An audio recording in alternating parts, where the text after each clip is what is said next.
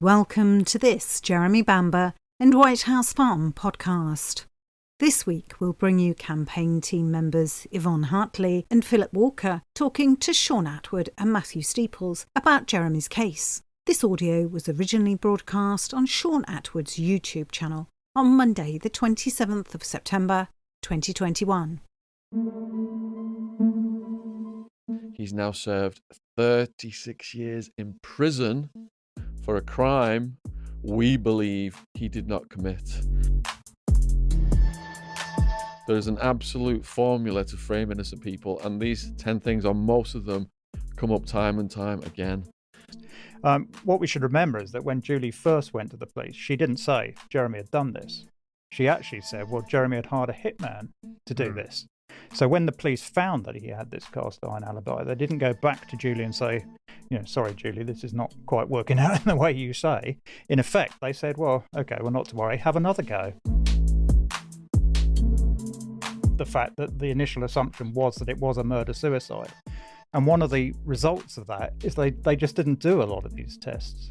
For instance, the police surgeon didn't take the body temperatures. Now, if he'd done that, it would have shown that Sheila died 4 or 5 hours after the others had.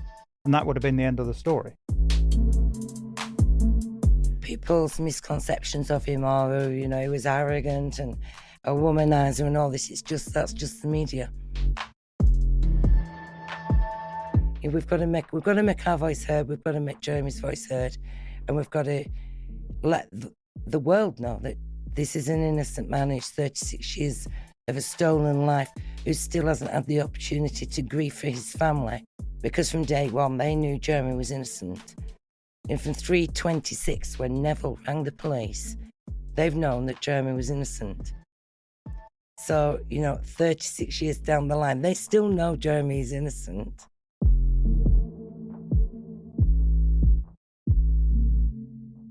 And they should ask themselves, why Essex police are going to such extraordinary lengths after all this time to still not release this material.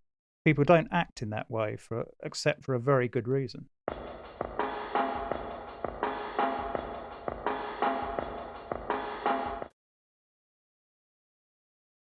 We have got 4 of us in the studio today, and Matthew is in his legendary orange attire. Good afternoon to you all, and hello.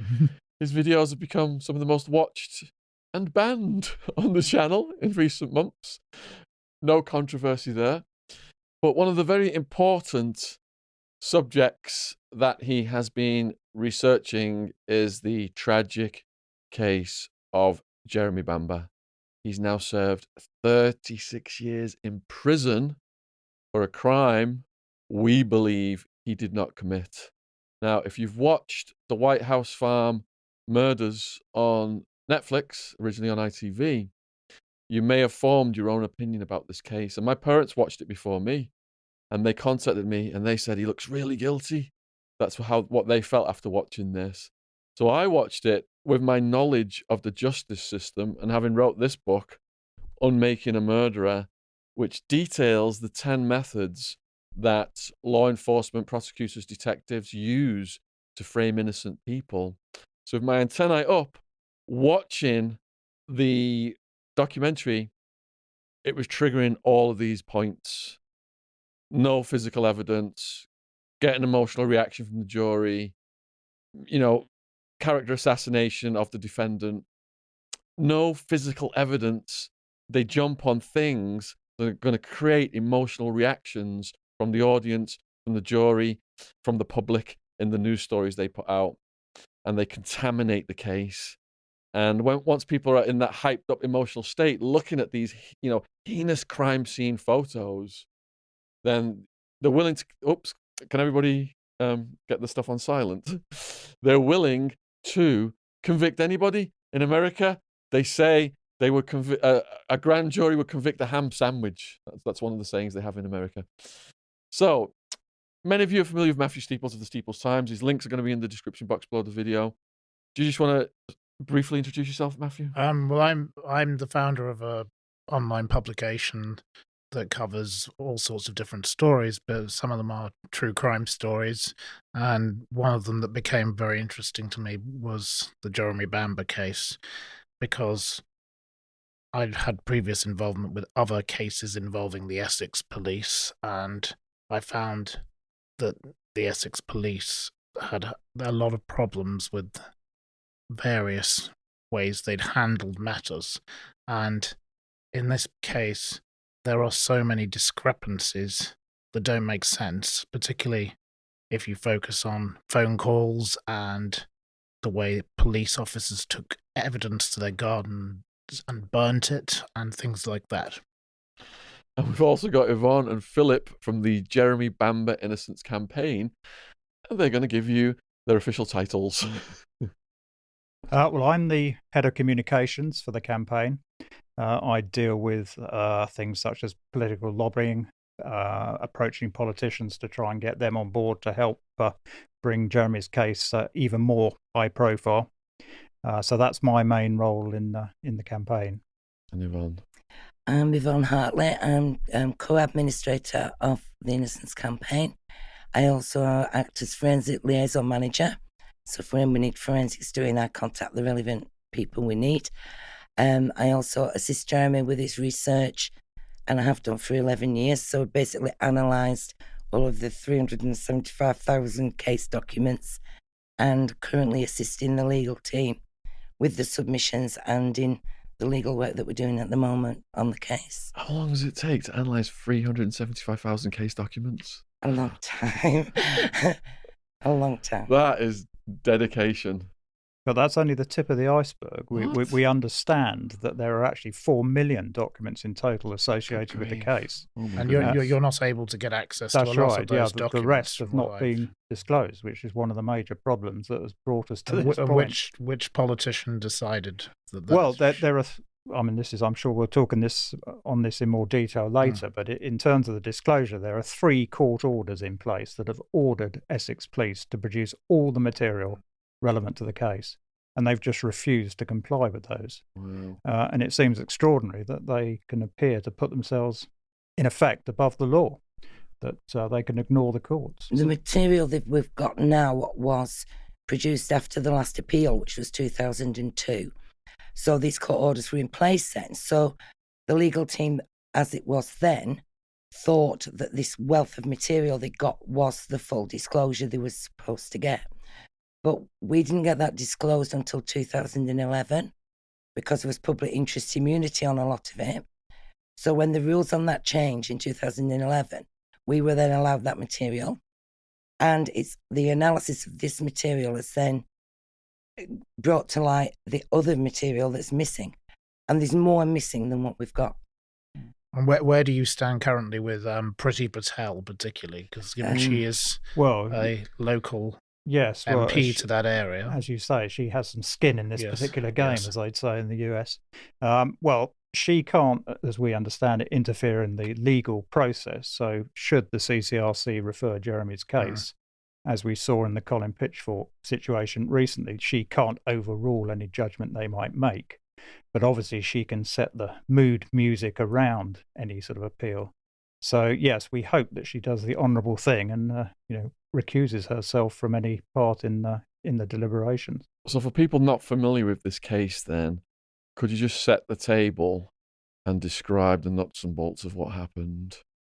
Okay. What allegedly happened? And yes, the Crown's case was that on the 7th of August 1985, Jeremy Bamber made entry to White House Farm through a downstairs window at about 3 o'clock in the morning.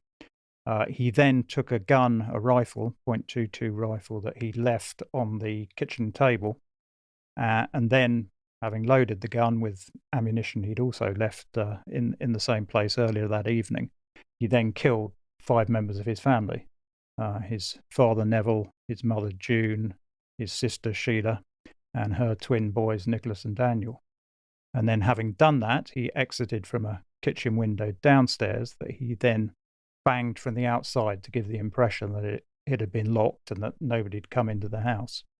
And then, according to the Crown, he got on his mother's bike that he brought with him and cycled back to his own house in the village of Goldhanger, which was about 3 miles away, and then subsequently called the police, claiming that he, Jeremy, had had a phone call from his father saying that his sister had gone berserk with the rifle, and would he, Jeremy, come over and assist him to deal with that situation.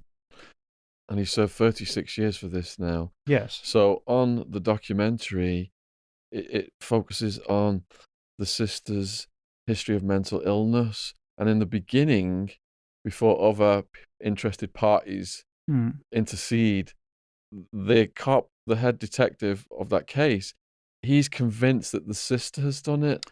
That's right. And he had very good reason to come to that conclusion. The drama that you refer to shows him as a sort of bit of a bumbling fool who leapt to an unsupported conclusion and just stuck with it regardless of what other people were saying. But in fact, that's not the case. He had at least 4 or 5 good reasons to assume, well, not to assume, to know that Sheila Caffell had been responsible for that. And one of the great tragedies of the case is that he died in a freak accident before the trial, and had he lived, none of this would have ever have happened, because he wouldn't have allowed this other tainted evidence to be brought to trial. He would have said this is nonsense. So obviously the fact he died was a tragedy for him and his family, but also for Jeremy as well. A lot of people say to us, well, Sheila was this frail little thing and she couldn't have overpowered her father, and she was paranoid schizophrenic. She'd been under treatment since 1983. Before that, she'd been in hospital twice. She was medicated by injection because she kept forgetting to take her medicine. But on the month before the tragedies, in the July, instead of her regular dosage of 200 milligrams of haloperidol, which was then given on a fortnightly basis, it was changed to 100 milligrams monthly. So on the very first time she'd had that dosage was during that time period when the events happened at the farm. But wouldn't you also say that she was brought up on a farm, so she was able to handle guns? She had all the capability of... Absolutely. Absolutely. I mean, it wasn't a complicated weapon. It was a .22 semi-automatic rifle with a magazine. I've not been around guns that I could load one. I could load a magazine to a rifle, not having to cock it or anything like that. She'd been around them all her life. She'd been on shoots. She'd been on beating holidays and everything. She'd seen these items used every day of her upbringing. When she was at the farm, the guns were out. I mean, that's another prosecution allegation, is that they were in a locked gun cupboard. They weren't. There were guns all over the house on a regular basis. So, she was just used to it. So I had a situation in America then where I brought my best friend over, and there was a shooting accident that resulted in a corpse on his doorstep. And the homicide detective took him in right away and, did all the gunpowder testing and all that stuff and said, obviously you weren't, involved in this. The person shot himself. What about gunpowder tests? They had actually a dog there at the scene when Jeremy was there with the police, because what happened was when Jeremy rang the police, he asked him to meet them at the farm. He went and drove. He arrived about 2 minutes after they did. He was directly behind their car, and there was this gun residue dog turned up, and it sat next to Jeremy. It didn't indicate any gunshot residue or anything. They didn't conduct gunshot residue tests on Sheila. What they did was they conducted lead tests, and we've recently found brand new evidence about copper levels, which they didn't investigate at the time, which proves that they had a group of scientists who they had handle the rifle and load it, and then immediately were testing them and saying that, their lead levels are higher than Sheila's were. But Sheila was deceased at the scene. It was hours before her hands were bagged. We know she was still alive when they went to the house. So they know she was alive when they entered the house. So how do you feel about the particular issue of the silencers? which is obviously the key. Yeah, that's one of the key things. But things actually, to this can I case. just pick on something Shaun already mentioned, that the fact that the initial assumption was that it was a murder-suicide.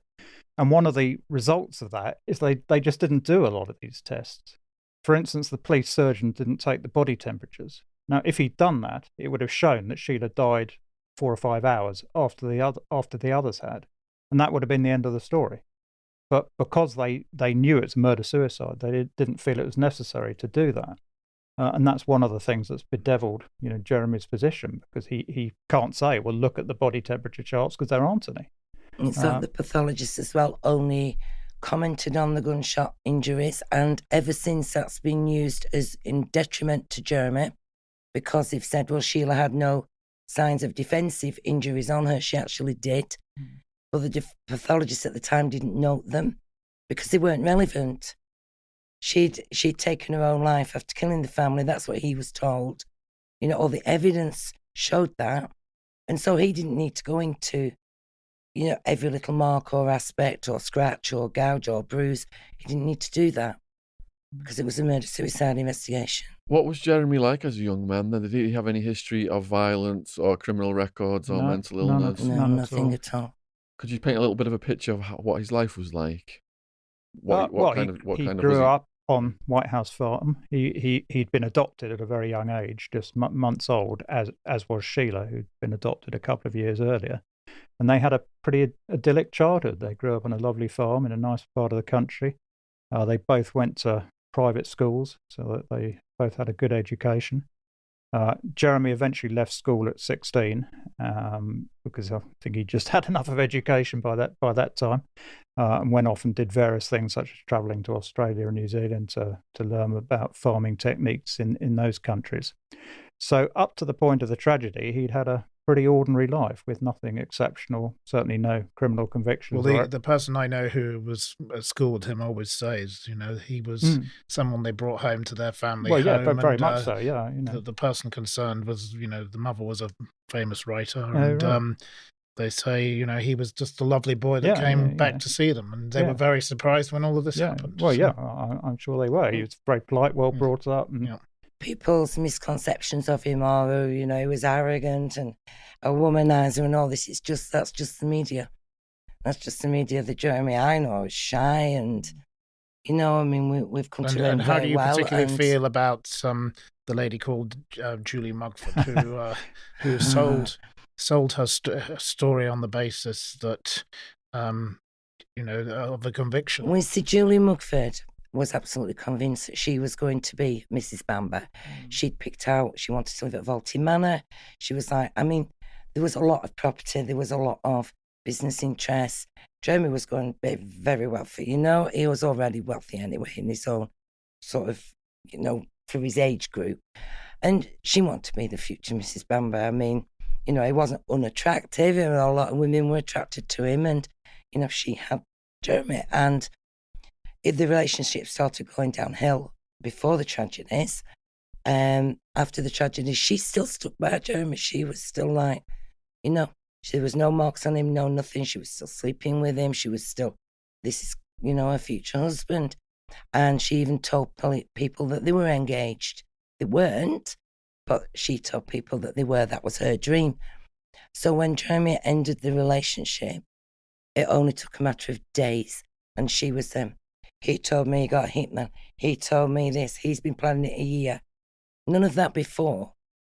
So would you say she was a complete fantasist?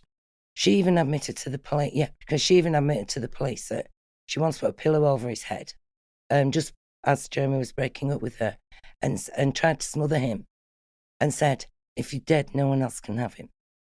That was her man, and no one else was going to have her man. And she's got her wish now. Because, she lives in Canada now and has a new life. And she got paid 20... All her criminal charges, she had criminal charges that would have been against her trainee teacher of drug offences. So she'd been smuggling drugs from Canada before she knew Jeremy. She'd been dealing drugs at college. She'd been propagating them with Jeremy. She'd had her part in the caravan burglary where she was a willing accomplice. She'd committed checkbook fraud with her friend.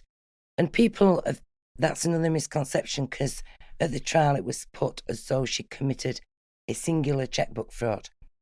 But it amounted to nearly £900. Cheque guarantee cards only went to, £50 maximum in 1984 when this happened. So it was like she made at least 13 chequebook offences. But all those charges were dropped on the condition she gave Crown evidence. Yeah, this is number 8 on my checklist of the 10 things that they applied to set up innocent people. And I think we're going to hit all 10 in this conversation today. And I just want to highlight that as we do, because it is a formula. There is an absolute formula to frame innocent people. And these 10 things, on most of them, come up time and time again. And just going back then to what you said about the kids were adopted. So were siblings adopted? Like, were they naturally from the same parents? No, they had no biological link. Jeremy's father was somebody who worked at Buckingham Palace. Both his parents did, he still lives in Knightsbridge. Yeah. And I know of him. Oh, right. Yeah.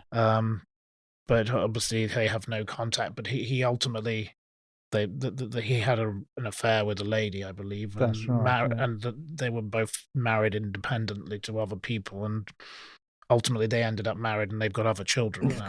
Jeremy's got actual blood. But he has no and contact sister. with them whatsoever, from what I gather. No. What about the sister's parents? Well, she did find her natural mother actually just before the tragedy, so earlier in 1985.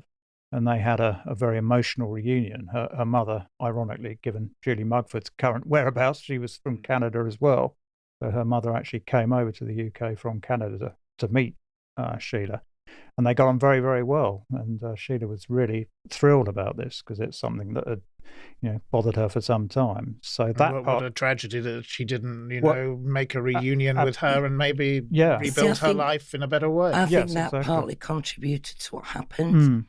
Because Sheila had been searching for her blood mother for a lot of years. People had been helping her do that. And she saw her for like 2 days and then she left. So it was like, to me with Sheila, I feel like I've come to know Sheila a bit with all the research I've done. And there were a lot of things happened with Sheila that was like positives, but then they were taken from her. So it's like meeting her mother, for the first time. She was so excited about that. She looked up to that for years, and she'd just come out of the hospital, so she was heavily medicated at the time. She met her mother. They'd arranged to meet again, but then the mother went back to Canada. So that's like, you get something, then you've lost it. It was the same with the children. And how do you feel about the family's particular religious? They were very, very religious family. I think it's been overplayed. That's overplayed in your view? Yeah. Yeah, June was a philosopher. She loved the philosophy of religion. And yes, she did get more religious in the later months. But it was more the philosophy. So she'd go to Bible studies and get a passage and, what is the meaning of that? How can I make that relevant to today's society? How can I help people in respect of what it's telling me to do here or advising me? So it's more philosophy of things. But Sheila got very religious, didn't she? And, she was like, thought that, that her friend at the time was the devil, and that. And wasn't there an issue to do with the Bible and the suicide note? Yeah, well, yes, that's part of the exculpatory evidence. But sorry, can I just jump back to you were asking about Julie Mugford and was she a fantasist? What we should remember is that when Julie first went to the police, she didn't say Jeremy had done this. She actually said, well, Jeremy had hired a hitman to do this. Now, and she named. Wasn't there something about a wetsuit? Yeah, well, yes, that's also. That was the uncle. We'll tell you about that one in a minute. But when she said about the hitman, she named this guy, Matthew McDonald, who was somebody they knew from down the pub, who had a sort of slightly shady reputation. So she'd obviously picked on what she thought was the most likely sort of person to do something like this.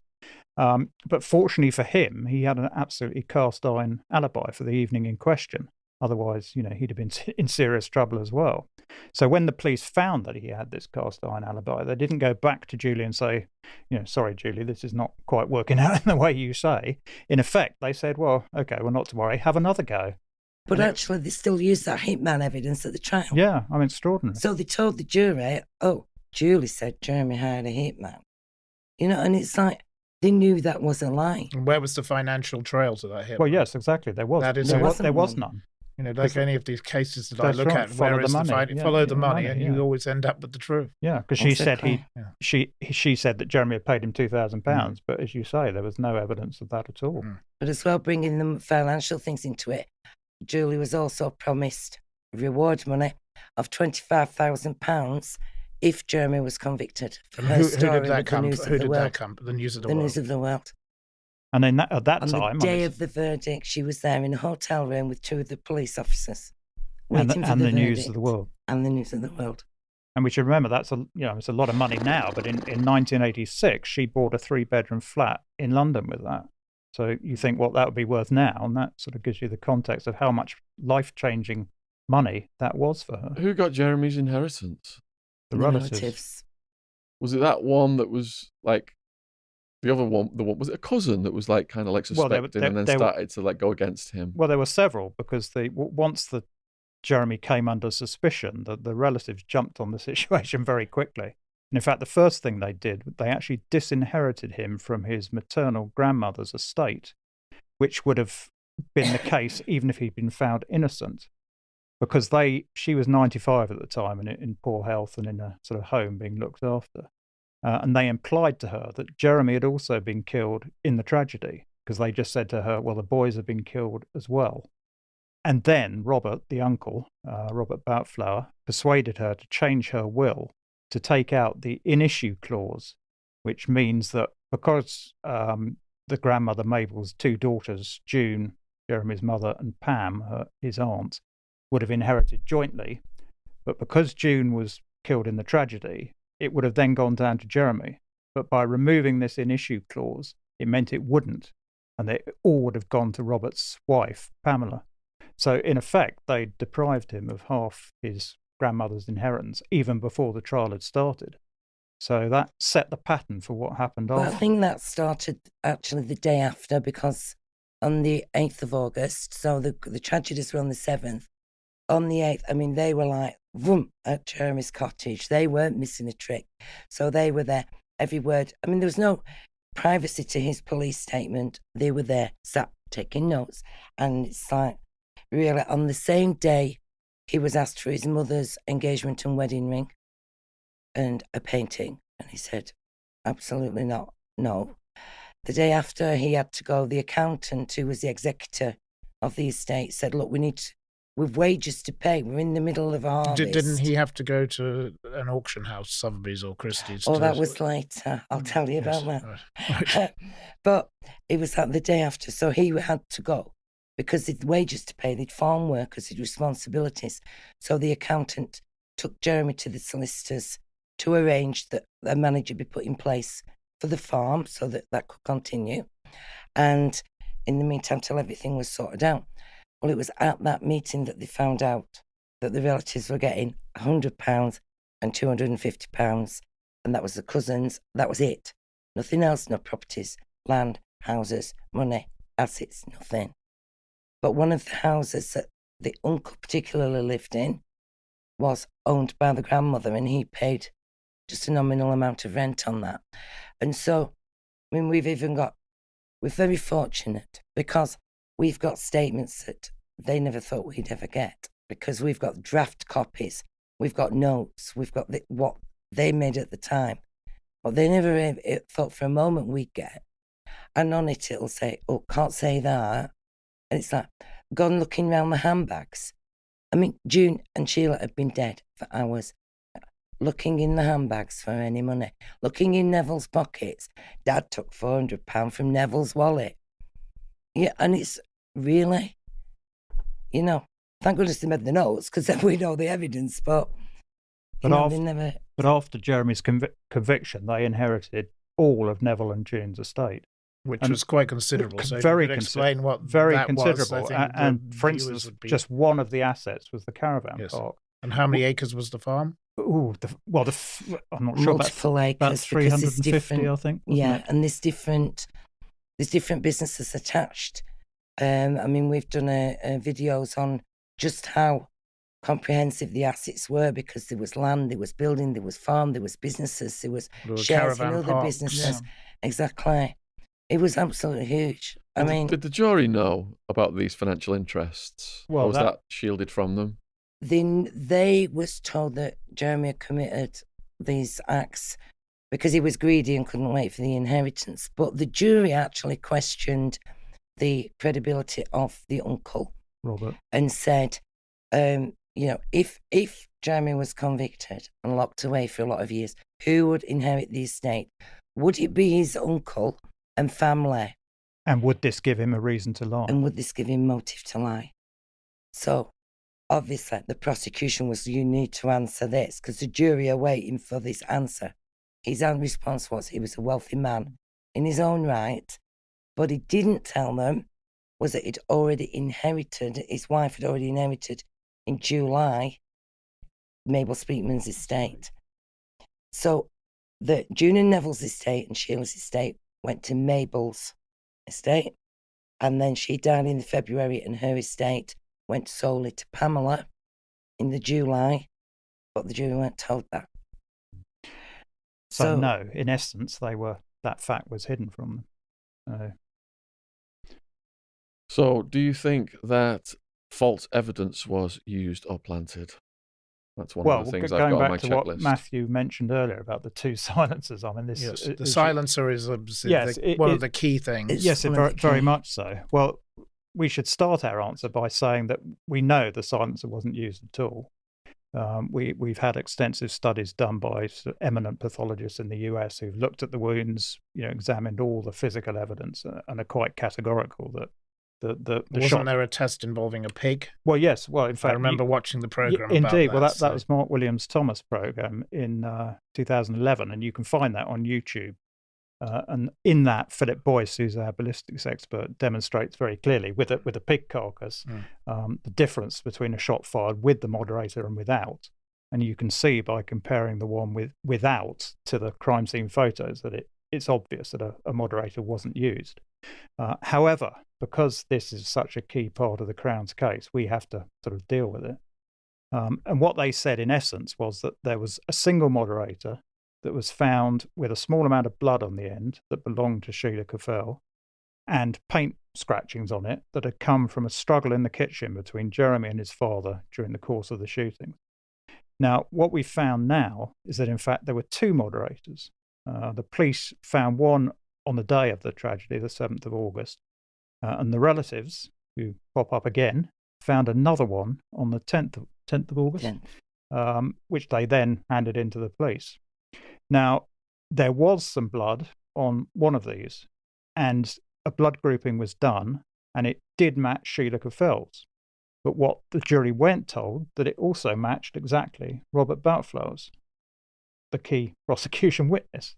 It also matched 8% of the UK population. So it could have been, a huge number of different people, because blood grouping is not a science of identification. It's a science of elimination. You can't say on the basis of blood grouping, this belongs to a particular person, because there are no unique. And moving on from that, what do you feel about the photographs of the kitchen with the marks on the wall, which were allegedly caused by this? Yeah, they weren't there. They weren't there on the day. They weren't there on the day. When we had ballistics expert, we had photography experts look at this issue. There's no paint flakes on the floor, but over the last 4 years, we stripped the case right back. After the refusal by CPS before, we was like, do you know what? We're going to go right back to the beginning, and we're going to start again. And we're going to start, and we're going to see, what we know now. Because the more you know, the more you know.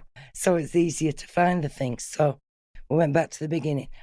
And so not only can we now prove there were no scratch marks underneath the mantel shaft that day, which the Crown said were made with the silencer on the rifle, scratching the underneath of the mantel shaft during a struggle.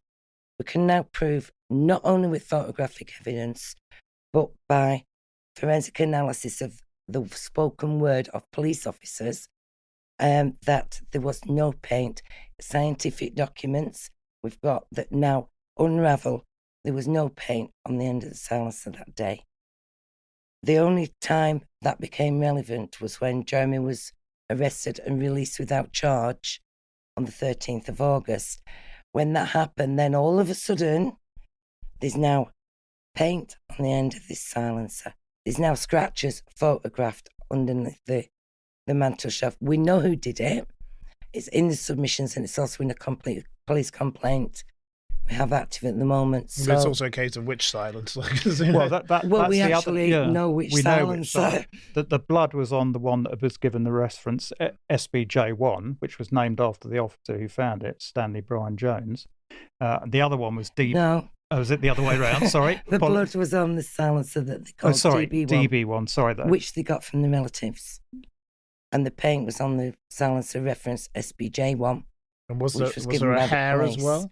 Yeah, that's a different issue. The mystery of the grey hair. I love the grey hair. So they said that there was that nobody saw a grey hair on the silencer at all until Stan Jones went to collect it from the relatives on the 12th of August. When he was there, he was like, "Oh, there's a grey hair. Neville had grey hair. Must be his." So he puts it in a toilet roll tube, threw it in the back of his car after having a bit of whiskey. Next day, took it to the police station, showing the other, "Oh, there's a grey hair. Oh." It never got to the lab. It was never forensically tested. It got lost. Moving on, wasn't there another problem with some whiskey as well to do with a police officer? Oh, well, that was same one. Same one. The same one. Yeah. This man and the whiskey were rather familiar. Yes, Jones, he was quite liked his bottle of whiskey. But by the time of the trial, they still used that grey hair. They said at the trial, Neville Bamber was hit over the head with a silencer attached because his grey hair was attached to it. And it's like, well, you never even tested it. No scientist ever saw it. It was lost. But we found it.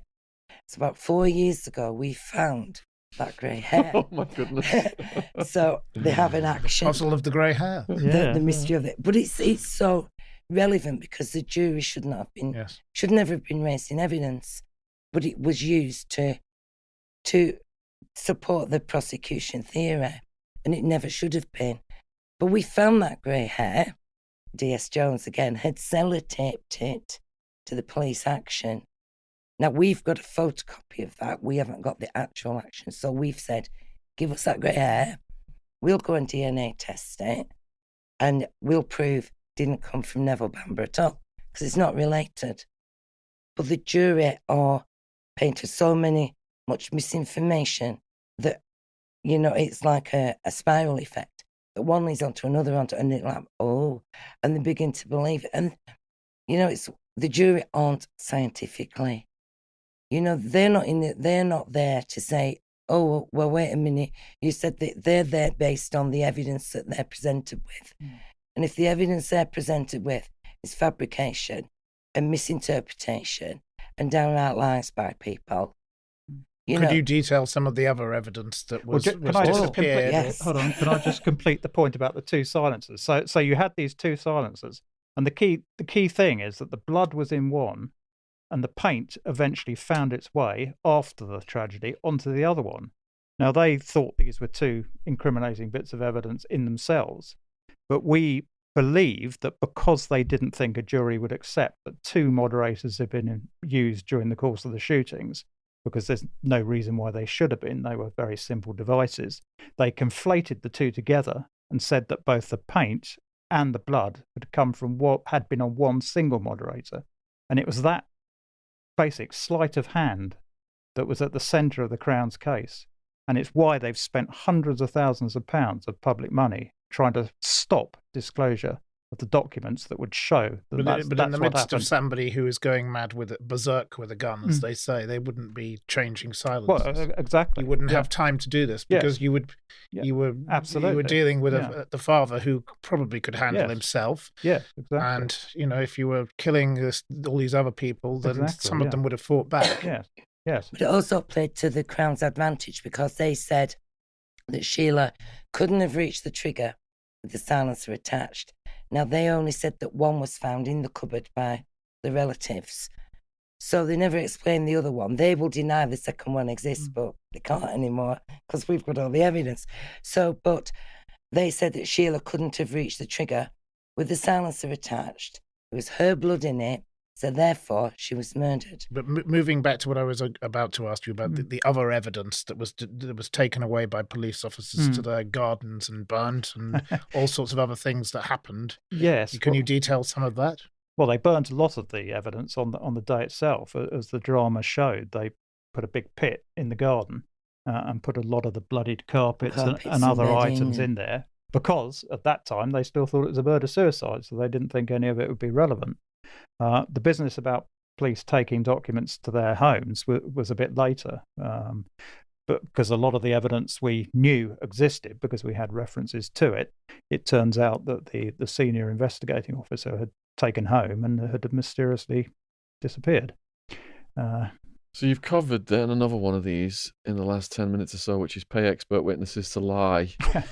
In America now, it's so common, it's called testifying. Yeah. And I found out about this through the Snaggletooth killer case in Arizona. My lawyer, Alan Simpson, got him off death row. And a waitress was found dead at a bar. Ray had been at that bar. And there was a bite mark on her that didn't match his teeth. There was DNA that didn't match Ray's DNA. So they suppressed the DNA and they paid an expert witness $50,000 to say his teeth matched the mark on the victim. Yeah. They gave Ray $5,000 to defend himself and spent millions putting on their side of the show, of the theatre show. Yeah. So I imagine that you had people taking the stand then who said they were experts in, like in making a murder. You saw the her analysis experts and all this kind of stuff, all that cockamamie nonsense.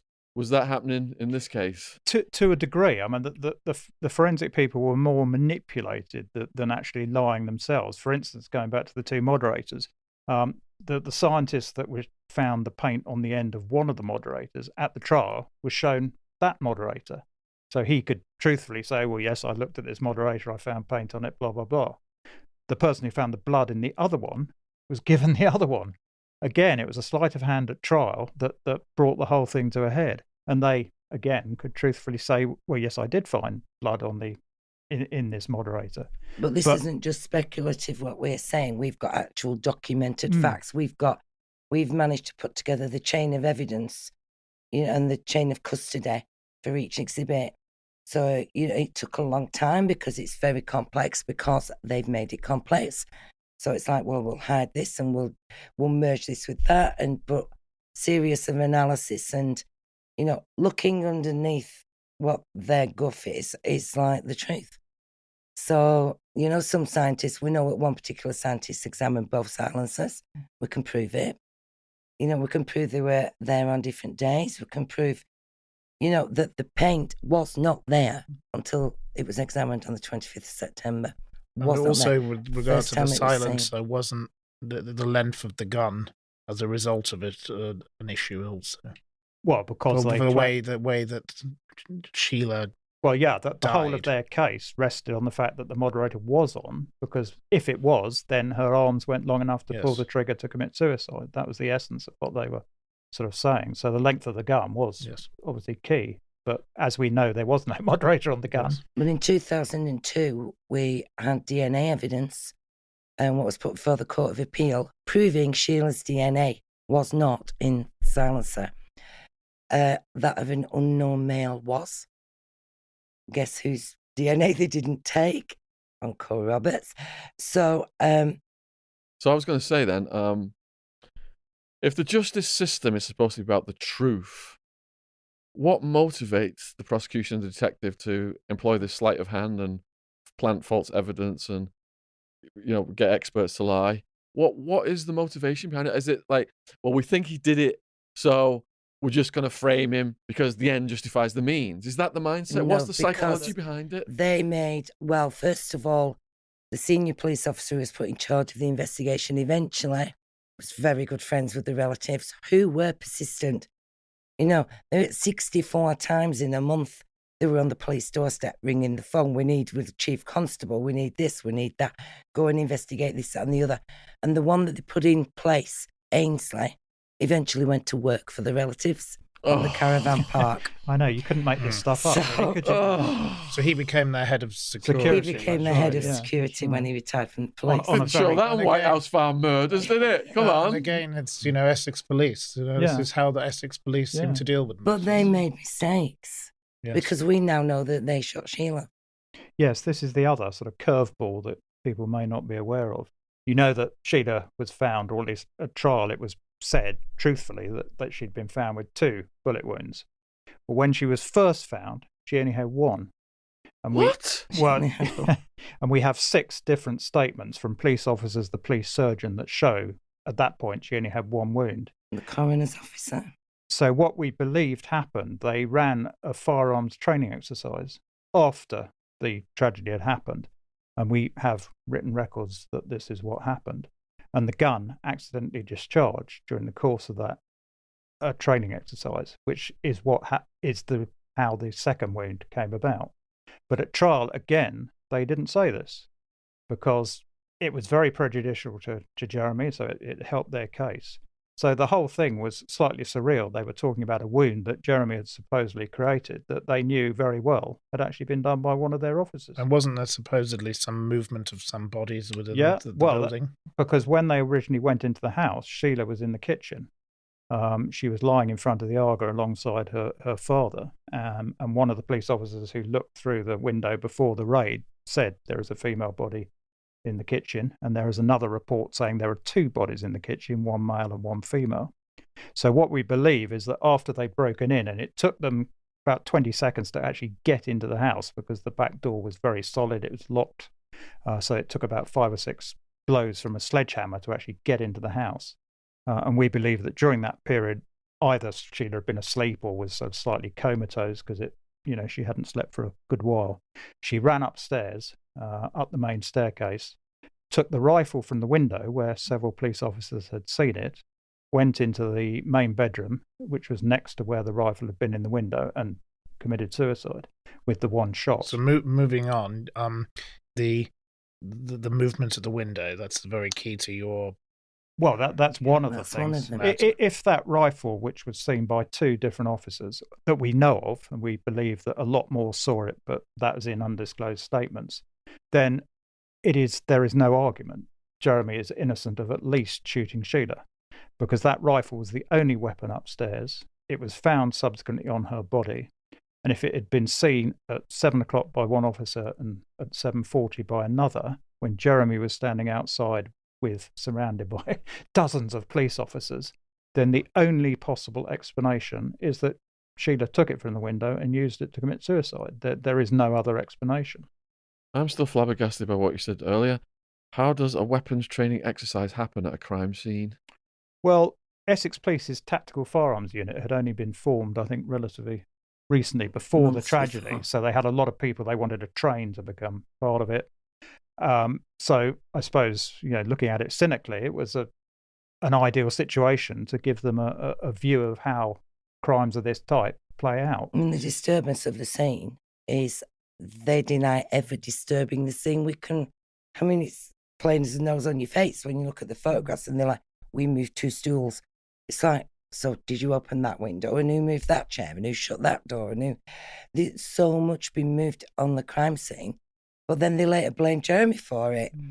So it's like we've actually got photographs that you can see the movement in the photographs that they blame Jeremy for. But it's quite clear on the photographs. But it's like, we can prove Sheila was alive in the house. There was lights going on. There were curtains closing. There was windows closing. She was in conversation with the police. She made a 999 call from the house. When Jeremy's outside with the police. But and people will say, yeah, but so why then have these police officers hidden it? They haven't. Because that particular officer who saw those curtains open wrote his statement when I was observing the curtains were open. That's his involvement in the case. Done. Then you've another officer half an hour later who's observing the same window.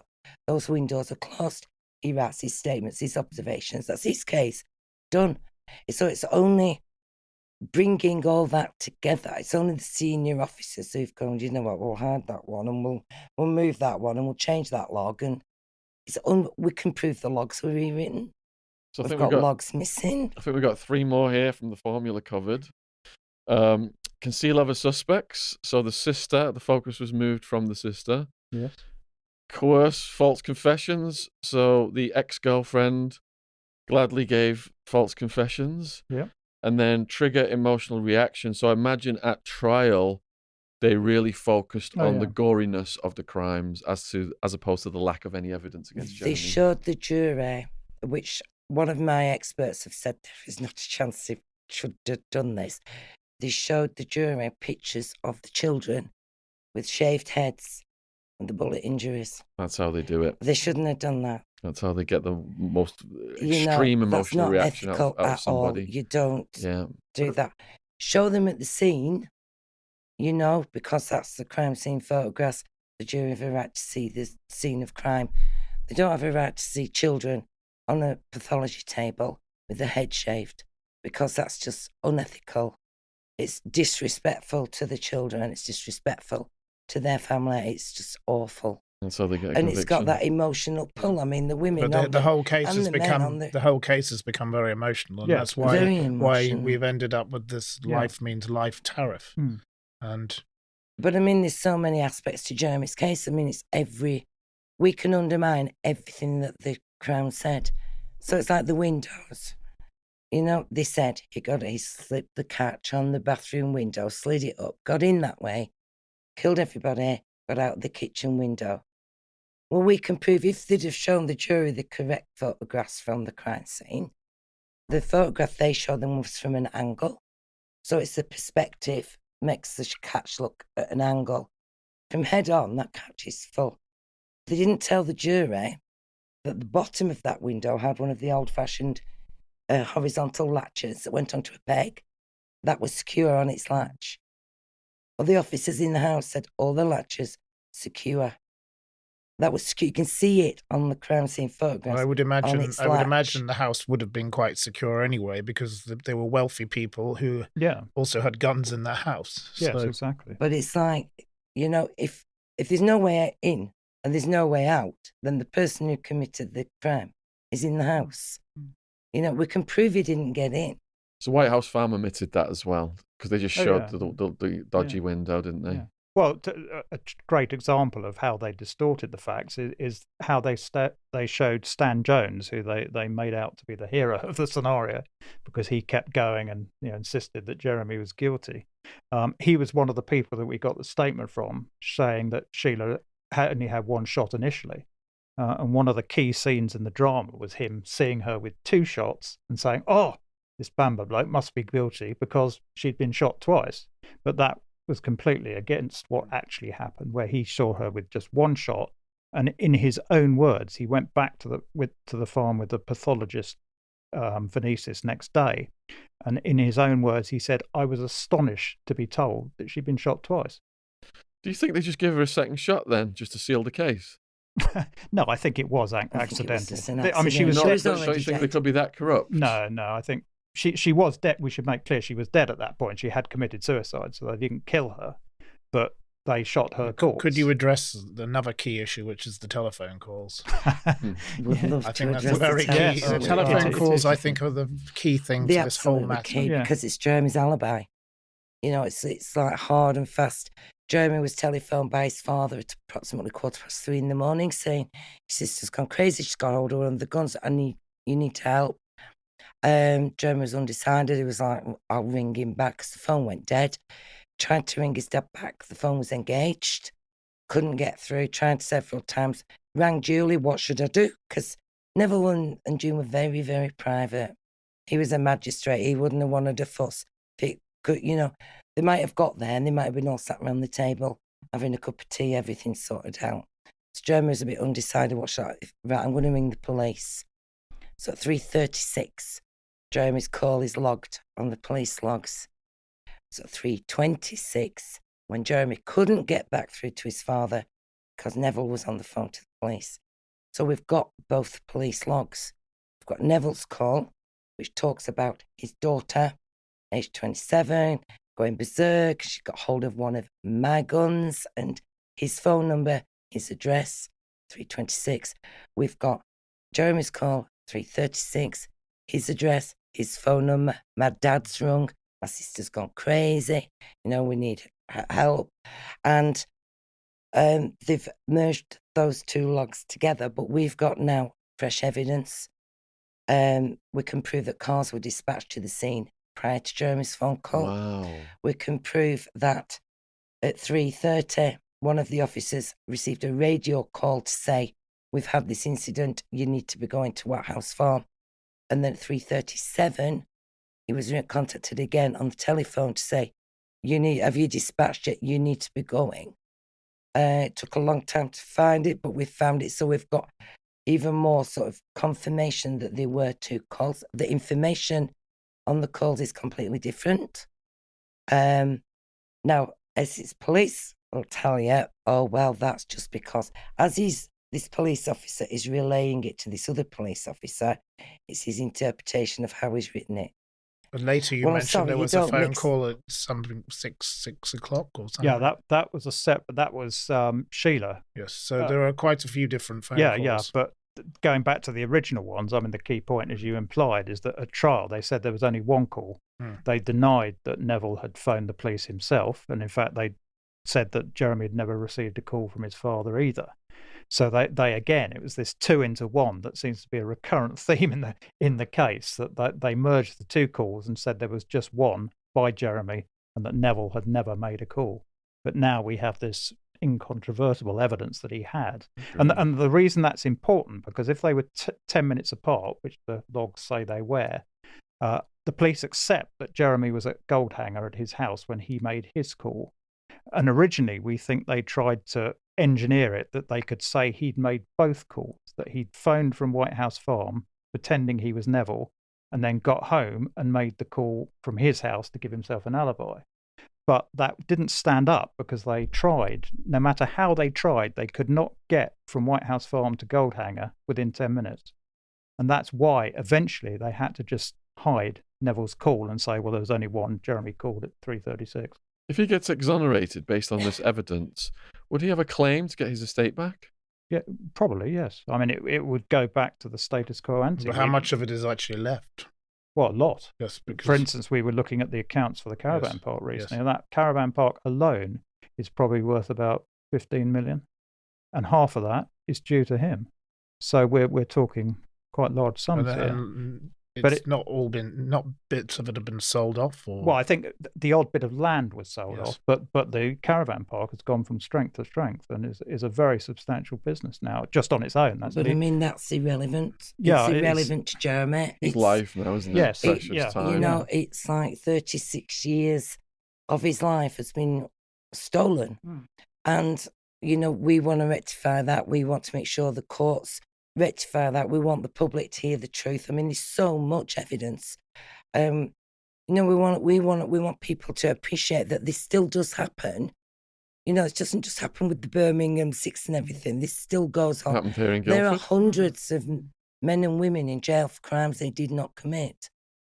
But Jeremy's is like, you know, he's the thorn in the government's side because he will, you know, we will keep at it. We will like, well, there's this, well, there's that, well, there's this, well, there's that. We don't give up.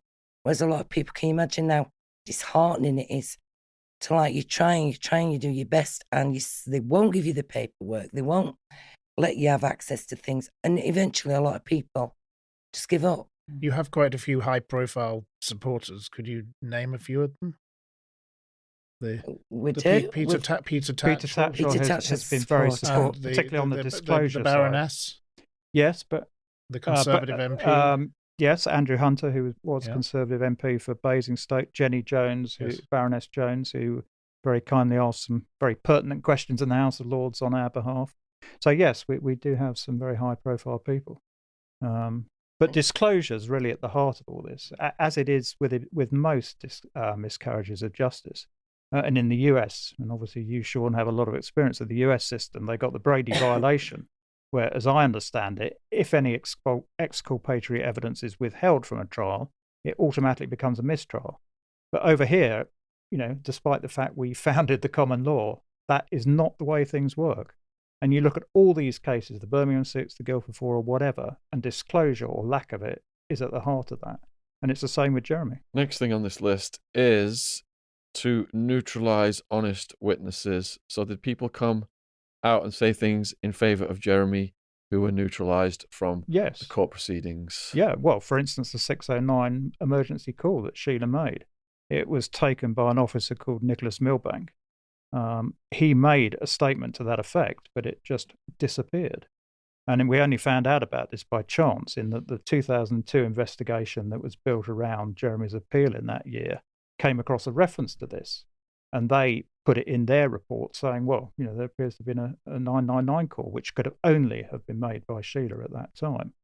But that evidence was never given to the defence. It never emerged. It still hasn't. To us. And the problem, I suppose, for you is that a lot of these people are now dead. Yes, yeah, I mean, that is an issue. But this particular officer, the Guardian journalist Eric Allison, phoned him up after this emerged and said, did you take a call from Sheila Caffell? And he just said, well, if the record says I did, then I did. Wow. All right, about then. Did you watch Making a Murder? Did you see Ken Kratz? He was quite a character, wasn't he, the prosecutor? I only saw some of it. I didn't see all Very of it. sinister. So on this checklist, I've got hire sociopathic prosecutors. well, in Jeremy's case, they did the reverse. They hired a totally useless defence lawyer.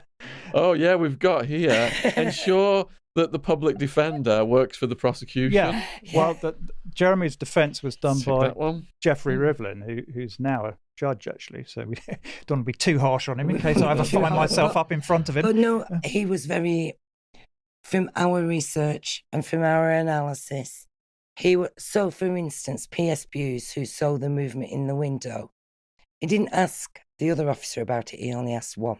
And that was because Jeremy handed him a note asking him about the movement in the window. So he said, believe you saw a movement in the window. Yeah, was it a trick of the light? Yes, it was. What's he going to say, this police officer? He's not going to say, no, it was actually a figure walking across. He's going to go, yeah, it was a trick of the light. Could it have been a shadow from the moon? Yeah, it was a shadow from the moon. Saying to Julie Mugford, did you read newspapers before the trial? Is this where you got your information from? And she go, oh, I'm not sure. He went, no, he didn't, did you? She went, no.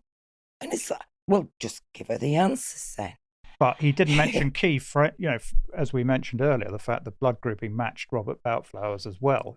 He never told the jury never that. told the jury. He knew that, but he never said that. How did this person come into being involved in this case? Well, by a rather circuitous route. Originally, Jeremy went to Sir David Napley, who years ago he was related to a friend of his. Very eminent. David Napley, but he was busy and couldn't do the case.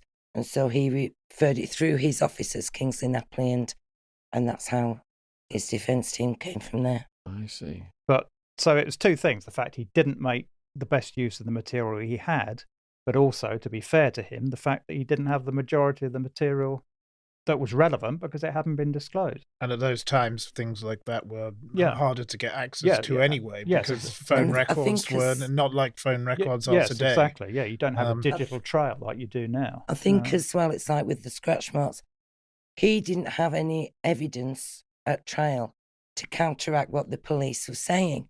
He was given limited documentation which said that Arga was scratched on the day, here are statements, here's the scientific evidence, there you are, this paint in the end of that silencer, there's a proof. So he didn't question it. He didn't say, well, wait a minute. I've been very, very involved with this Mark Alexander case, and that's partly about mobile phone records. And I think the phone records are your key thing.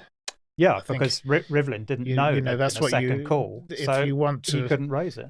It proves a lot of different things. If somebody makes a phone call from one place when they're in another location, you can't be in two places at the same time. So if that is proven to have happened, that's the end of the game. But the Crown said they had an answer for this because since the trial and everything, they had a statement from the police officer who took both phone calls. The same officer took both phone calls. But then on one log, we remember at that time of the trial, they had one log. So at the time, they're saying it's 3:26 on this one. We've written 3:36 on your statement. Oh, he misread the clock. So ever since then, even with the CCRC and with the Court of Appeal in 2002, it's like he misread the clock. Well, now, actually, he didn't misread the clock because there were two calls. We've got absolute proof on that. It's gone back to the CCRC with that extra evidence now. And we've just said, absolutely, this is 2 telephone calls. So you've got to now investigate this properly. You've got to, why was this hidden? Because from day one, they knew Jeremy was innocent. And from 3:26, when Neville rang the police, they've known that Jeremy was innocent. So, 36 years down the line, they still know Jeremy is innocent. And that's one of the most shocking things that, there's a lot of police officers who not just had a reason to believe he might be innocent or, maybe this is a bit dodgy. They actually knew he was innocent for certain because they'd seen Sheila walking around the house. They'd seen the rifle in the window. And there was no doubt that that was the only conclusion they could have come to. They had a suicide note. Yeah. Oh, yes. Well, that's something. So what happened to that suicide note? Well, that's a very good question, Yes, Matthew. yes, there you go. More missing evidence. Absolutely. Yes. More things that got burnt in the garden. Yes. Well, this ironically was first referred to by Stan Jones himself. He was the person who raised this. That they 2002. Wasn't it hidden in a Bible? Well, No, it's a different one. That's a different one. There was a note in the Bible, but this was different. And it said, "I have just killed myself." Presumably because Sheila's state of mind was that having killed her family, that was part of herself. And, in her psychotic delusions that she was having at that time, it kind of made sense. But that wording must have stuck in his mind because he quoted it verbatim when he referred to it in 2002. So there's no doubt in our minds there was a suicide note.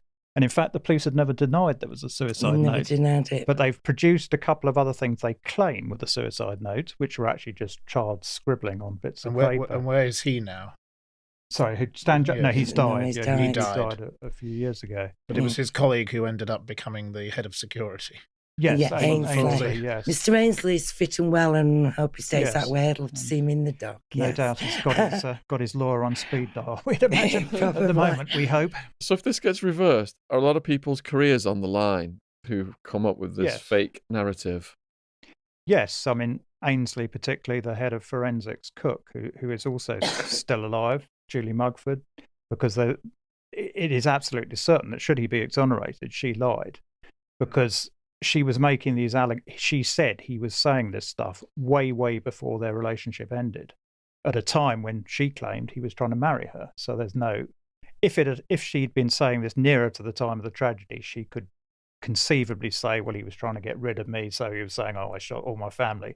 But that's not what she said. It went back much further than that. So she got perjury consequences. Yes, which is now, well, always was a very serious offence, but now she is far, far away. She is, but I don't. Hopefully, that won't protect her. But yes, I mean, it's not as straightforward as if she was in the UK. So the final thing, when we've hit 9 so far, so there's only one left, is to rig or taint the jury. So in Making a Murderer, we saw jury members that were related to law enforcement. Who were all wanted them to be convicted. I think it's the fact that the jury were entitled to know set pieces of evidence that were deliberately withheld from them. So they were entitled to know, like with the windows, that on the day of the tragedies, the police saw no damage whatsoever. That 3 weeks later, there was no damage whatsoever. That the 8th and 9th of September, no signs of entry or exit. 1st of October comes, Jeremy's been arrested. So all these scratch marks all over the catches, all over the window. So the jury were entitled to know, actually, well, on the day, there was no damage. There was no damage to this. Actually, the police moved this, the police moved that. So by inference, they were misled. And so because they were misled, the jury is tainted.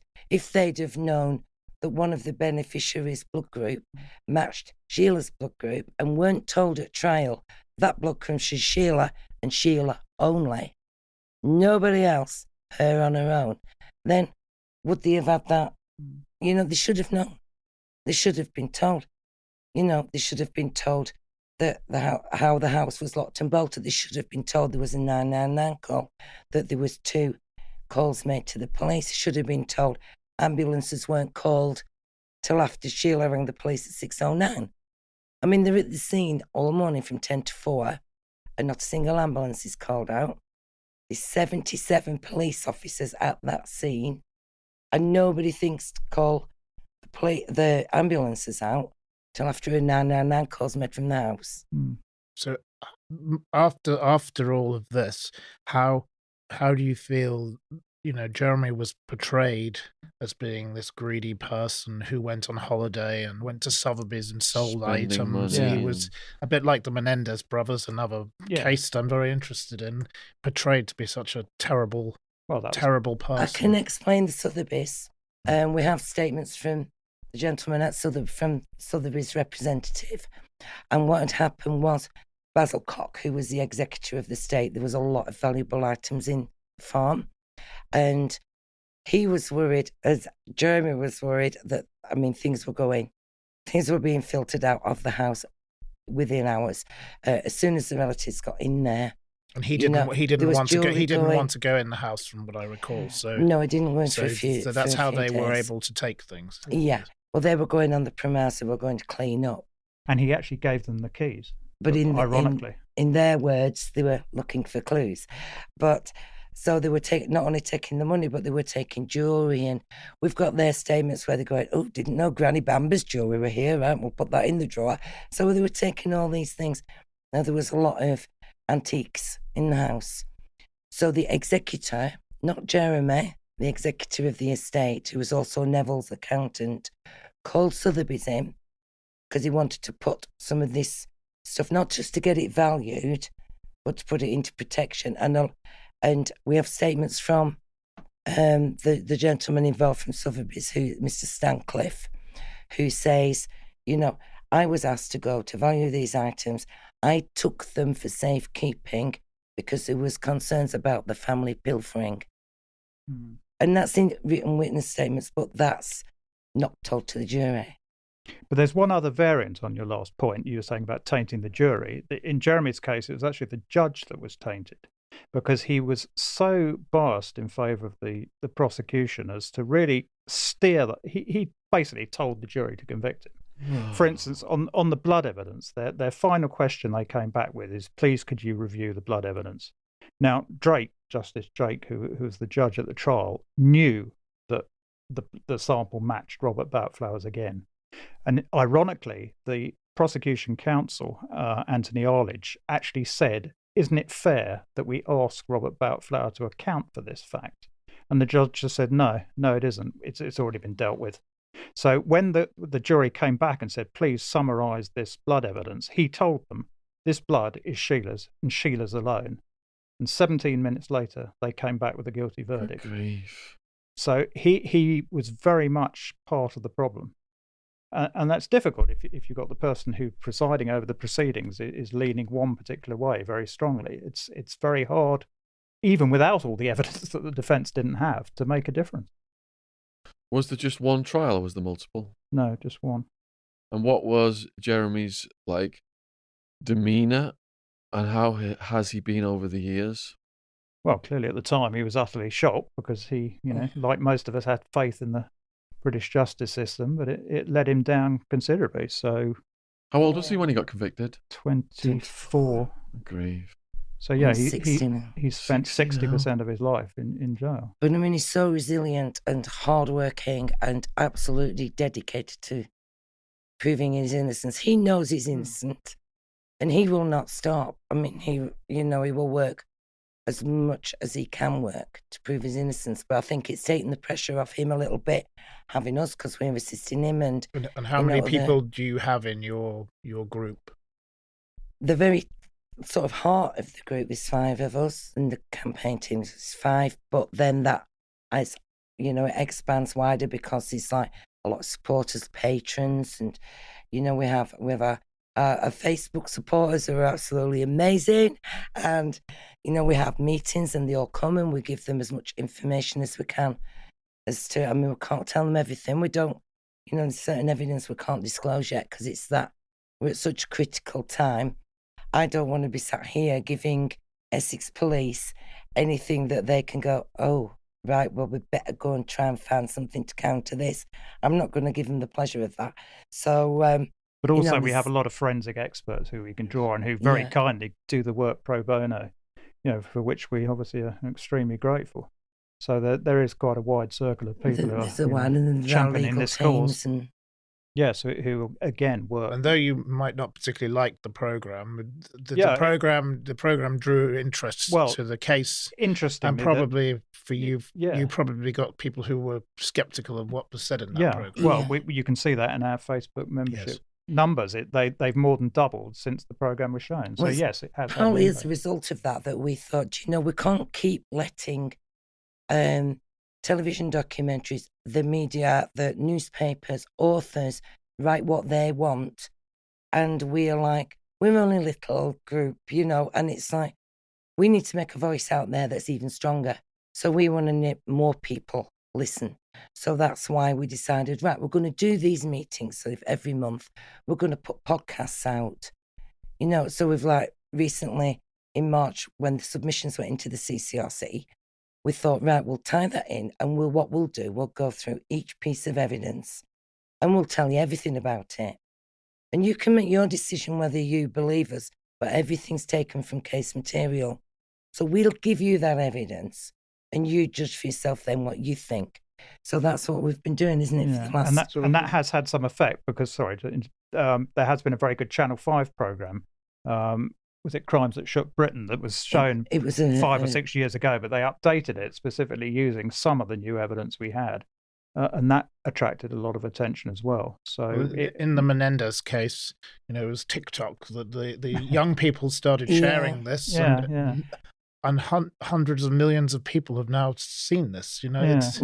It's so social media is obviously your... absolutely. I mean, we have Twitter accounts and everything, but it's like, we are determined we're going to be as noisy as we can, and we're going to make everybody see this injustice, and we're not going to convince everybody that Jeremy's innocent. That isn't what we're about. We'll put the evidence out there, and if you're not quite sure, listen, rather than going to a television documentary that says, oh, well, he might have smiled at the funeral, I mean, it's totally bizarre. Come and listen to the evidence yourself. Come and look at it. We'll show it you. We'll let you read it for yourself. We haven't come across anybody who, as I was saying to your colleague there earlier, we haven't come across anybody who's looked at the evidence for more than about an hour who hasn't had at least serious doubts about the soundness of this conviction. Because it's not a complicated business. There's a huge amount of evidence, but it's pretty straightforward, and all of it is exculpatory. Did you say Mark Williams Thomas did something on this? Yes. Well, he did a program back in 2011, the one that Matthew referred to earlier. That does a very good demonstration showing why the moderator wasn't actually on the gun. And it's very visual. You can see the evidence on. So he believes Jeremy's innocent, does he? Yes, he spoke at one of our Zoom meetings very recently and was very, very supportive. So yes, he does, yeah. I've just actually approached him about something else. So, there could be something in the pipeline very soon. But, I mean, everybody who's professional, who looks at the case and spends the time, because a lot of people go, oh, seen that on that, he's guilty. Just take the time, look at the website, listen to one podcast. We're not, dedicate half an hour. All we want half an hour, read a bit of the website, and make your own mind up. And make your own mind up. If you've any questions, come to us. We'll answer your questions. Come to our Zoom meetings. Ask us whatever you like. We're not inventing this evidence. It's hard facts. It's there. It's documented on police documents. And they should ask themselves, statements. Why Essex police are going to such extraordinary lengths after all this time to still not release this material. People don't act in that way except for a very good reason. And we believe we know what that reason is. Hiding the truth. Yeah. Absolutely. And a TV programme can make anyone look innocent or guilty depending upon how they want to slant it. Yes, exactly. And that reaches so many people, then that becomes the dominant narrative. Well, it was based on Carol Ann Lee's book, who, we don't like giving her too much publicity, but that was the essence of the script, and her book was really a proxy for the prosecution case. So, have other books come out supporting Jeremy? Yes. You can't get them published. It's like, although they have, it's like really difficult. I've got a publishing company. But it's like, there are very few, because like I say, you can't outget. They'd rather go with the guilty aspect than the truth, or if we could get a book out there, I mean, but it's like this is one way we could do it with the podcast because it's. Your podcast is very, very good quality. I've thank enjoyed you. listening to it, and it's research, and a lot of publishers and authors will say we've done considerable research. I'm sorry, you haven't done 11 years, 365 days, 24 hours a day like we've done. And I'm not bragging or anything like that, but you've got to put that amount of research in to get the detail out, to get the facts out. Because then if somebody comes to us with a question that we're not normally asked, we've still got the answer because we've got the background and we've got the research. And, just we invite people, just ask us anything because, But one the truth is extraordinary, there. one extraordinary thing is we're still finding exculpatory evidence after all this time. For instance, in the Mark Williams Thomas program you referred to, he spent quite a bit of that program trying to work out how the burns that were found on Neville's back, there were 3 quite large burns, and they could never quite explain it. And Mark comes up with a number of theories during the program back in 2011. But recently we found out where those burns did come from, and they were not from the actions of any single person. Not from the actions of a person. And that will be part of a submission that's being added to our sort of case to the CCRC by the end of August. Yeah, it was like really by accident coming across it, and it was like, I'm going to have a look at this. And I was like, oh, I know where they came. Yeah. And I contacted our experts immediately and went, please, can you just look at this? Am I just being a bit crazy here? And they went, no, you're actually not. So that is another issue that's now resolved. So it's with the lawyers now. And it also demonstrates further interference with the scene by the police. So it all adds to what we're saying on other issues as well. So is one of Mark's theories correct then? No, he didn't come to a definitive conclusion as to how the marks have been made. They sort of said, well, it's something it's a mystery. You wouldn't expect. But we have we now. will be able to disclose it soon. In due course, that will come out. But you've had some support from some journalists. Yes, we have some support. Certain newspapers like The Guardian. Yes, indeed, and your own publication, yes. Matthew, has been very supportive. So yes, we have had one or two. They tend to be more impartial because a lot of the other publications are based on very emotional theories, particularly the Sun and things we had a front page on the Mirror about the 2 call logs that got a lot of publicity. And the local Essex newspapers, they're very supportive of the fresh evidence, and they're not afraid of putting it to make the public read it for yourself and see what you think. But I am absolutely confident. You see, it's very difficult, I suppose, for the media when you've got somebody who's convicted of these heinous crimes that you're going to take their side because they don't want to be seen to be taking, a child murderer. Most people don't want to support a man who kills his own family. Well, exactly. But once we can start disclosing this fresh evidence, then there's going to be a very quick turnaround. At the same time, you do have your critics. They're on Facebook particularly. They've written to me, these people, and they get quite worked up. Yeah, but you see, most of it, as you say, is emotional. They're saying this person's been convicted, he must be guilty. You're all a bunch of whatevers for trying to help him out.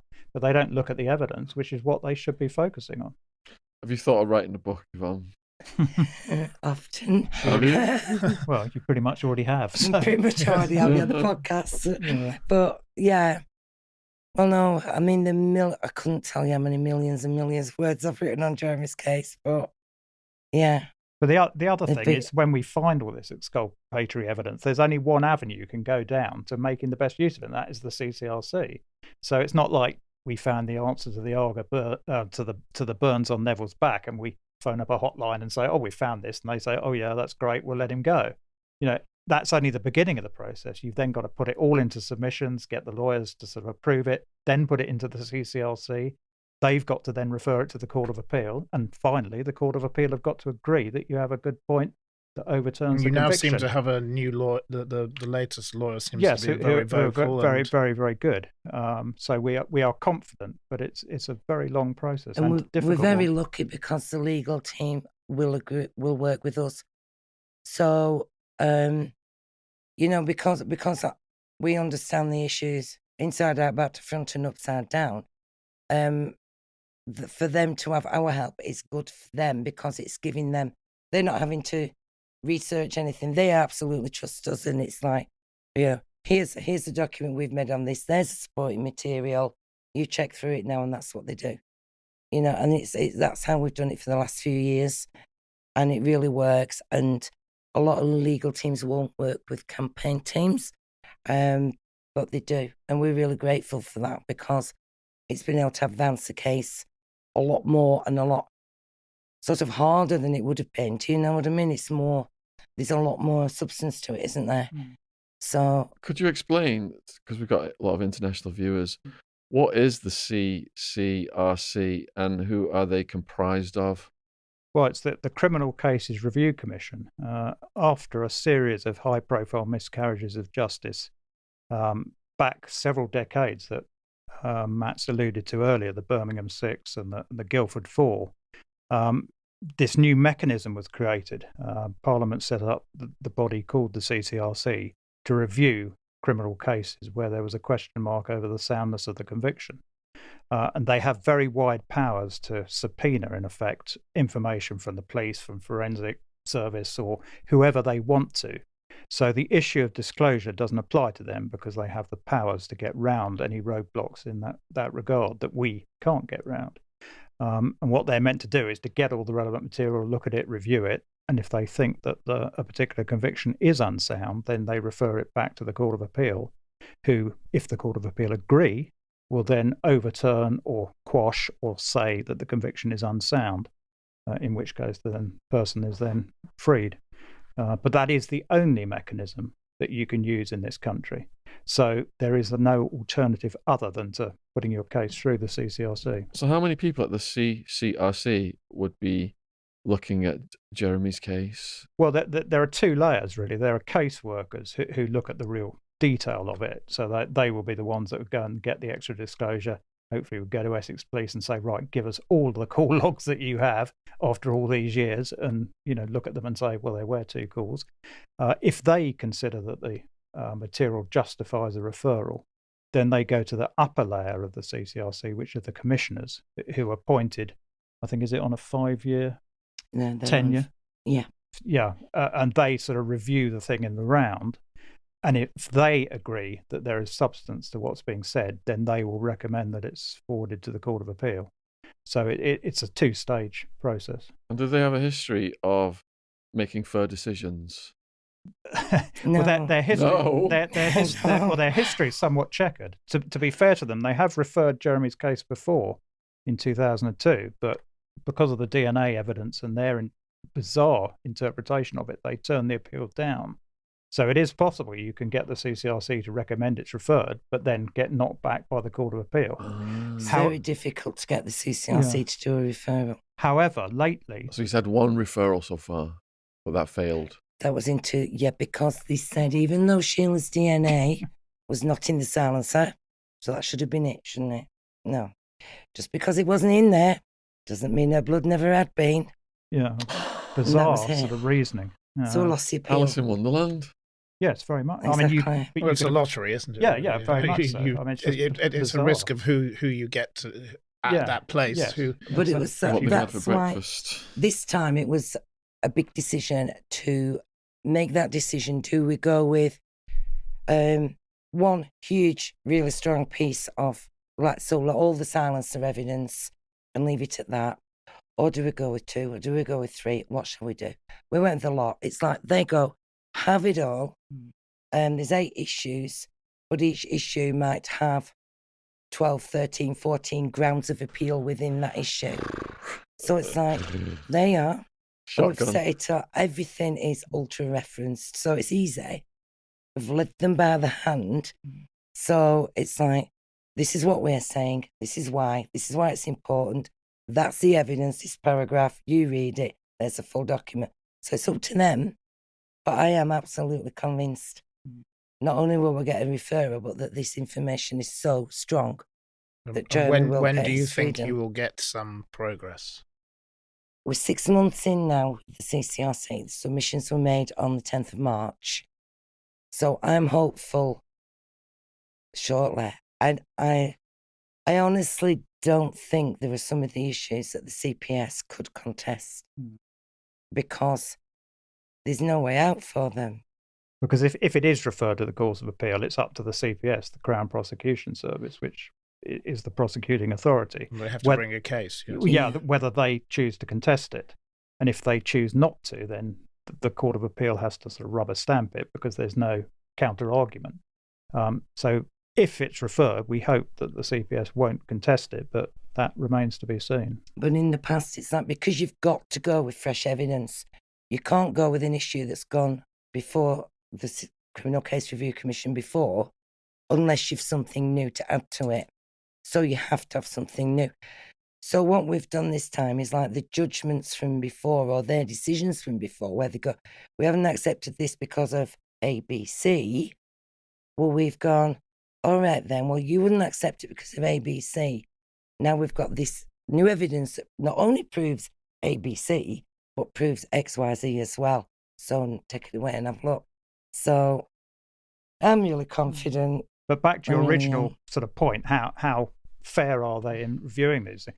Because the commission has changed on a regular basis, it tends to sort of fluctuate.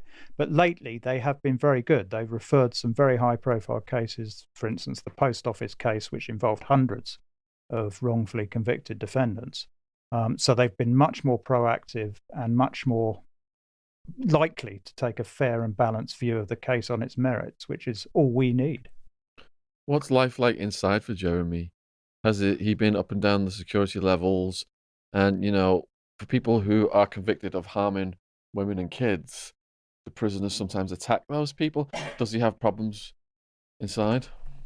Well, he's a Category A prisoner at the moment. So that's maximum security. Yeah. So he's highly restricted in what he can... He was reduced briefly. Well, and the story of that goes back to one of our favourite subjects, the relatives, yes. Because when there was talk about downgrading him to Category B, which would have made his life much better on a day-to-day basis, the relatives immediately objected because they said their life would be at risk should he be downgraded.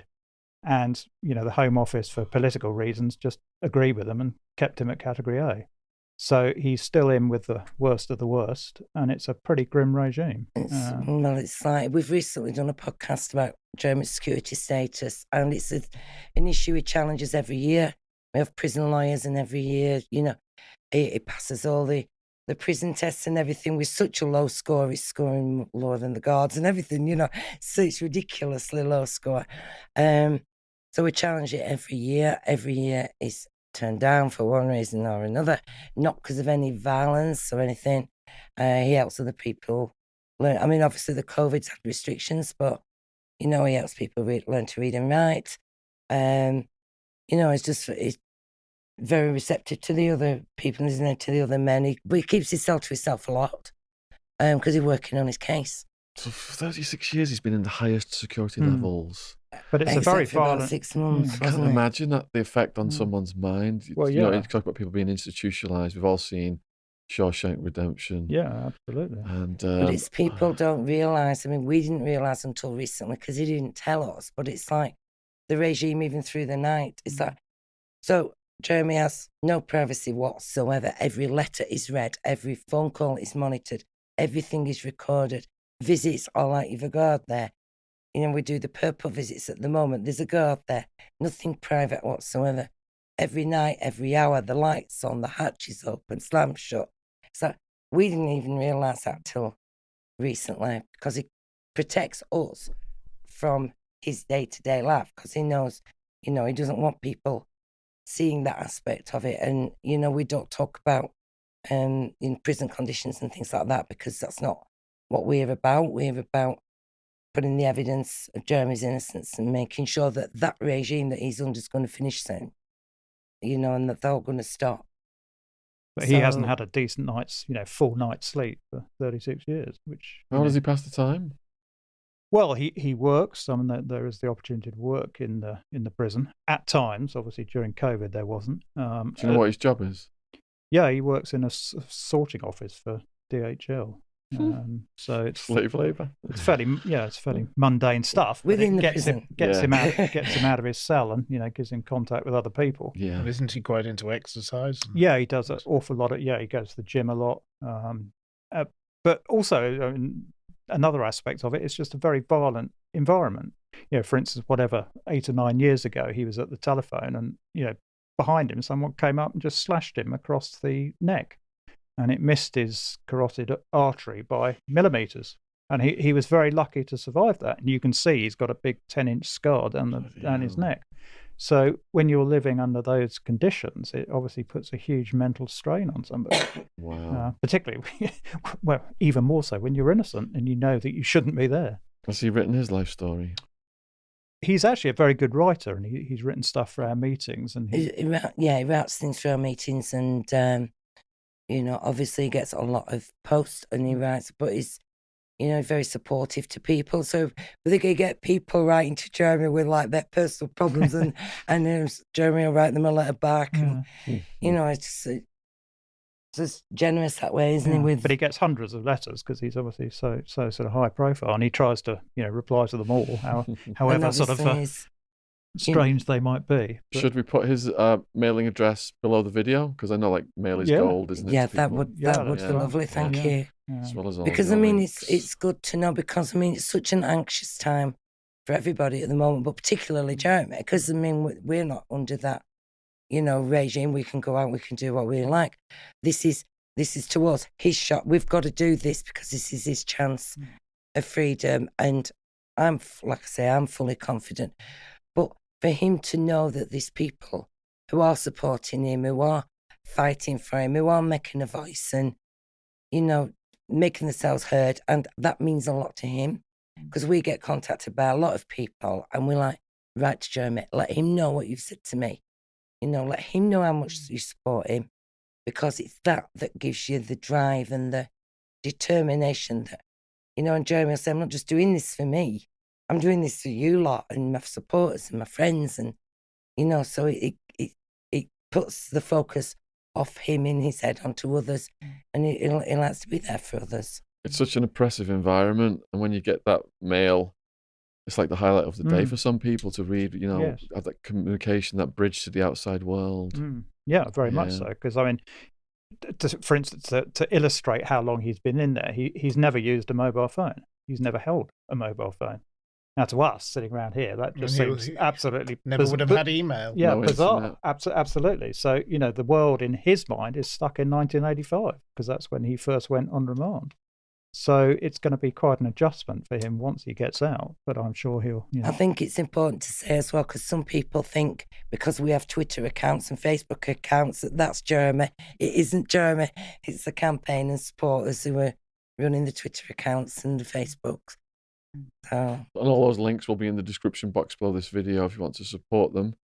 Do you have any final questions? I just want to say thank you very much for coming to meet us, and I think your work is amazing. You've been very tireless in your campaigning, and I hope it makes progress shortly. Well, hopefully Jeremy can come on the program very soon. So for the people watching this, then, do you want to just give like a conclusion to what we've been talking about today, how they can get involved perhaps and contact you? Well, the initial thing, if they wanted to, is to write to Jeremy. It's to look at our website, to look at the evidence, make up their own mind. And if they agree with what we're saying, there are a number of ways they can get involved in the campaign, just by joining the Facebook group at the minimum, or contacting us to suggest any other ways they might help. Yeah, we have 3 Twitter accounts. We have J Bamber Facebook, Twitter, we have Free Bamber Now and Bamber Tweets. Somebody always active on those every day. We have our Justice group on Facebook, and there's the website. You can email us through the website, so if you have any questions at all, please just ask us. Join the Facebook group. Please listen to the podcast, because they are facts from the case material. There's no speculation in them. Not everything's positive. There's some negativity in that, but you've got to listen to them because it's giving you all the facts. And then you make your decision then.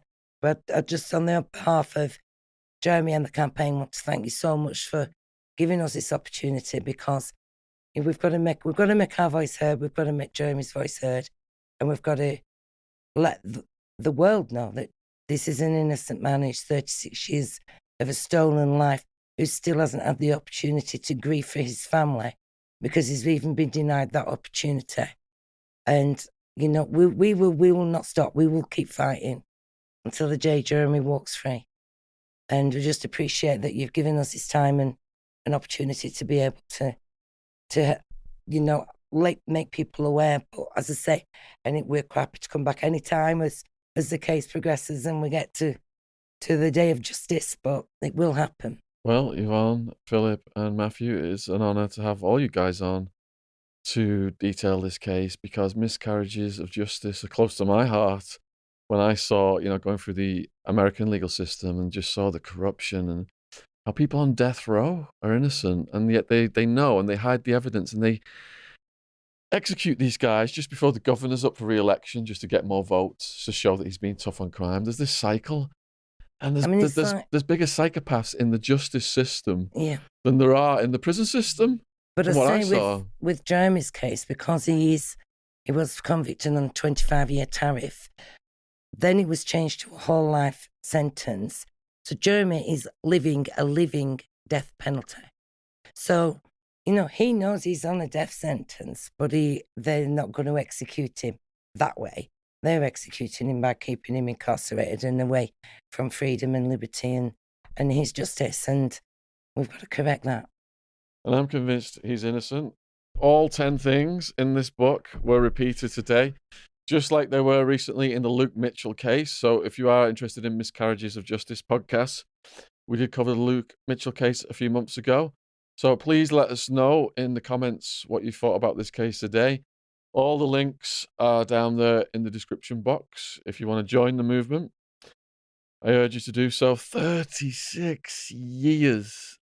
I mean, I ended up serving 6 on a 9.5-year sentence, and I felt myself getting a bit institutionalized. And I saw people being for 20, 30 years. And even our first podcast guest was in for 34 years for a crime he hadn't committed. And to come out and have the great spirit he did have, and I'm imagining there's parallels with Jeremy here, whereby he's got this spirit that is just carrying him through this, his determination for the truth to come out. But it's so important that he does feel the love and support from around the world. I mean, I saw guys that the mail call comes and they're looking at the guard and the guard doesn't stop at their door. They get no mail and their faces are just like heartbroken. Small things in prison are magnified.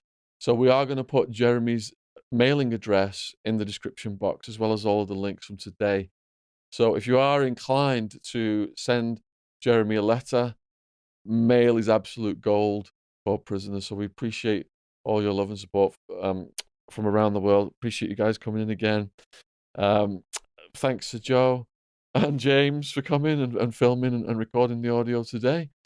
And huge thank you to the subscribers. Subscription logo's in the corner of the screen. And I look forward to reading your comments on this one. And we're going to go and have a little meal now if you guys want to join us at the local pub. So Sounds good. If you want to lend your support to Jeremy Bamber, you can write to him in the UK using the number A5352AC, HM Wakefield, 5 Love Lane, Wakefield, WF2 9AG, or see our website for details at www.jeremy-bamber.co.uk.